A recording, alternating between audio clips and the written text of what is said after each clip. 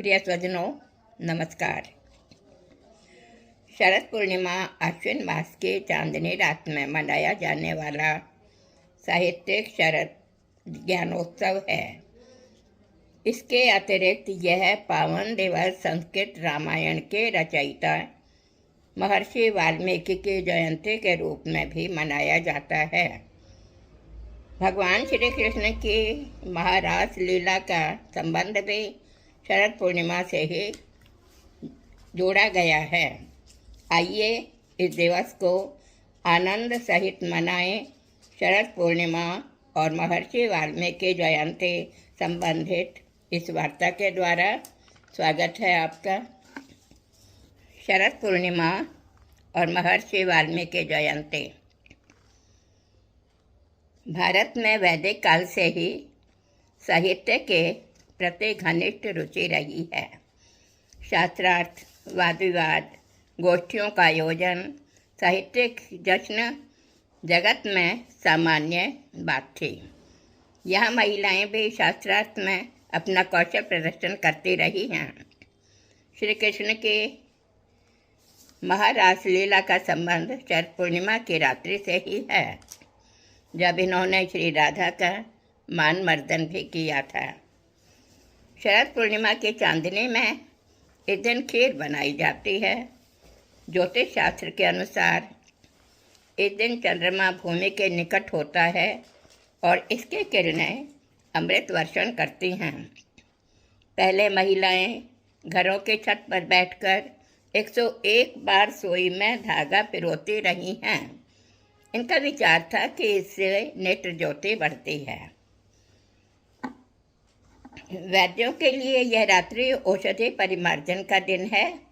साधारण गृहस्थी भी इस दिन दक्षिणी मिर्च का गाय के घी में भिगोकर रात्रि के चंद्र प्रकाश का अमृत मिलाते हैं।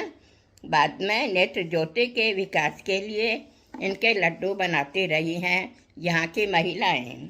आज चर्चा करते हैं आदि कवि महर्षि वाल्मीकि संबंधित। महर्षि वाल्मीकि आदि कवि। महर्षि वाल्मीकि संस्कृत भाषा के आद्य महाकाव्य रामायण के रचयिता थे। विद्वानों का कथन है कि इस ग्रंथ के पठन से धर्म, यश और दीर्घायु प्राप्त होती है। कुछ विद्वानों का कथन है कि रामायण के 2 से 6 कांडों तक की रचना करने वाले आदि कवि वाल्मीकि एवं वाल्मीकि रामायण के बालकांड और उत्तरकांडों में निर्दिष्ट दाशरथी राम के समकालीन वाल्मीकि 2 पृथक व्यक्ति थे। लेकिन ईस्वी पूर्व पहली शताब्दी में इस ग्रंथ के बाल एवं उत्तरकांड की रचना भी हो चुकी थी और उस समय आदि कवि वाल्मीकि एवं महर्षि वाल्मीकि इन दोनों को एक ही मानने की परंपरा चल पड़ी थी। बालकांड में इन्हें तपस्वी, महर्षि एवं मुनि कहा जाता गया है। इनका आश्रम तमसा एवं गंगा के समीप ही था, क्योंकि सीता त्याग के समय लक्ष्मण एवं सीता अयोध्या से निकलने के पश्चात गंगा नदी पार कर इस आश्रम के निकट पहुँचे थे। वाल्मीकि रामायण में इन्हें आश्रम का कुलपति कहा गया है। महाभारत और पुराणों में वाल्मीकि के संबंध में यह कथा प्रचलित है कि ये तप करते हुए इतने समय तक निश्चल रूप से बैठे रहे कि इनका शरीर वाल्मीकि से ढक गया, अतः ये वाल्मीकि नाम से प्रसिद्ध हुए। स्कंद पुराण में वाल्मीकि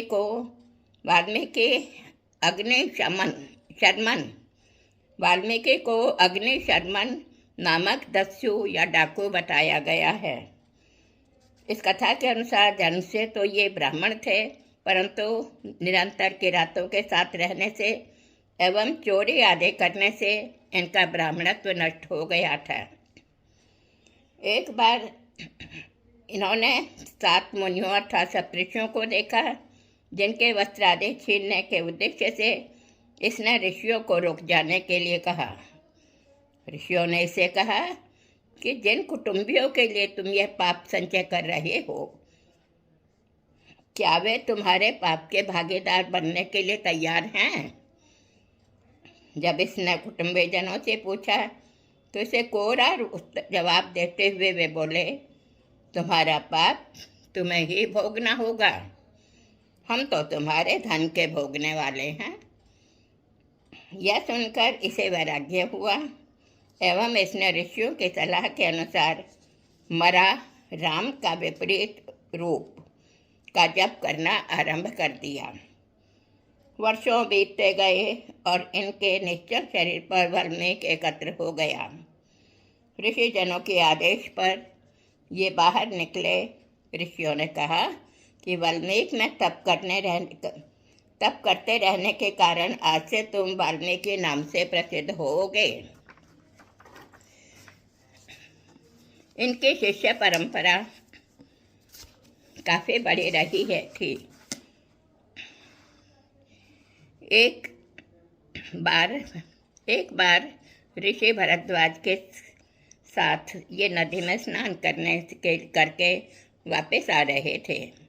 मार्ग में इन्होंने एक व्याध के द्वारा क्रौंच पक्षी के जोड़े में से एक पर संधान करते हुए देखा। पक्षिणी चीत्कार कर उठी। यह देखकर वाल्मीकि का मन द्रवित हो उठा और उसने उनके मुख से छंदोबद्ध वाणी निकल पड़ी। मानिषाद प्रतिष्ठां त्वमगमः शाश्वती समाः यत्क्रौंत में छुनादेकम अवधि काम मोहितम। अकस्मात निकले हुए शब्दों को अनुष्टुप छंद के श्लोक के रूप में प्रकट होते देखकर, ये चमत्कार देखकर इन्हें मनी मन अत्यंत आश्चर्य हुआ और क्रोध में निषाद को शाप देने के कारण ये दुखित भी हो उठे। इस दुखित अवस्था में ये बैठे थे कि स्वयं ब्रह्मा जी वहाँ प्रकट हो गए और वाल्मीकि से बोले कि तुम्हारे पछताने का कोई कारण नहीं है, यह श्लोक तुम्हारे यश का कारण बनेगा। इसी छंद में तुम श्री राम के चरित्र की रचना करो। ब्रह्मा जी के आदेश अनुसार इन्होंने 24 सहस्र श्लोकों से युक्त रामायण ग्रंथ की रचना की। कहा जाता है कि जब ये स्वाध्याय में मग्न थे तो नारद जी आ पधारे।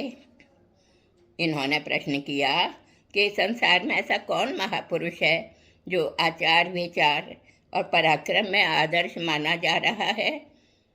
उस समय नारद जी ने उन्हें राम कथा का सार सुनाया, जिसे श्लोकबद्ध कर वाल्मीकि जी ने रामायण महाकाव्य की रचना की। श्री राम के द्वारा सीता का त्याग होने पर इन्होंने ही सीता को संरक्षण दिया। उस समय सीता गर्भवती थी। अनंतर सीता के 2 जुड़वा पुत्र उत्पन्न हुए और इन्होंने उनका कुश और लव नामकरण किया।